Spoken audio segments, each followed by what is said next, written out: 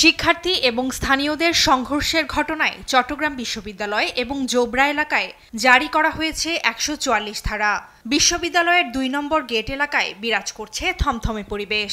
১৪৪ ধারা অনুযায়ী ৫ জনের বেশি একসঙ্গে অবস্থান এবং সব ধরনের সভা সমাবেশ নিষিদ্ধ করা হয়েছে। প্রশাসনের এই আদেশ সোমবার রাত ১২টা পর্যন্ত বহাল থাকবে। লোকজন খুব চলাফেরা কম করছে, দোকানপাট বন্ধ।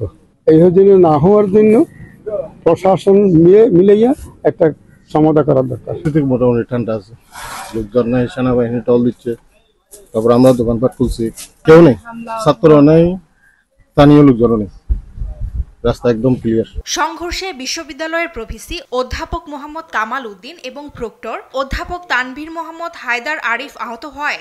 সোমবারও বিশ্ববিদ্যালয়ের সব ক্লাস ও পরীক্ষা স্থগিত রাখা হয়েছে। আশঙ্কার মধ্যে রয়ে গেছে আর কি স্টুডেন্টরা যে কি হবে, পরিস্থিতির সামনে আরো অবস্থা কি বেগতিক হবে নাকি হবে না, সবাই হলে চলে গেছে। নাম্বার গেটের এদিকে আমরা যতগুলো বন্ধু বান্ধব আসছিল ওরা সবাই কালকে এখানে কেউ ছিল না, ভয়ে মানে ওদের উপর আবার হামলা হতে পারে, এই জন্য সবাই হলে ছিল আর অনেকে বাড়ি চলে গেছে। আজকে আমাদের দ্বিতীয় বর্ষ পরীক্ষা শুরু হওয়ার কথা ছিল, কিন্তু পরীক্ষা স্থগিত হয়েছে কারণ আমাদের ব্যাচের অনেকে আহত হয়ে গেছে। আমার বন্ধুর মাথা ফাটছে, কয়েকজন কোপ খাইছে। এদিকে শনিবার রাতে সংঘর্ষের পর থেকে শুরু করে এখনো টহলে রয়েছে সেনাবাহিনী।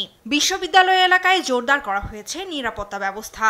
অপরিচিত সন্দেহমূলক যাদেরকে অপরিচিত একটু হচ্ছে তাদেরকে আমরা খাতাতে এন্ট্রি করে এবং পারমিশন নিয়ে কোথাও যাচ্ছে কিনে দেন। স্থানীয়দের সঙ্গে সংঘর্ষের ঘটনায় আহত ১৪৪ শিক্ষার্থী চট্টগ্রাম নগরীর বিভিন্ন হাসপাতালে চিকিৎসাধীন রয়েছেন। ফারজানা আফরোজ টুম্পা, নিউজ ডেস্ক, দেশ টিভি।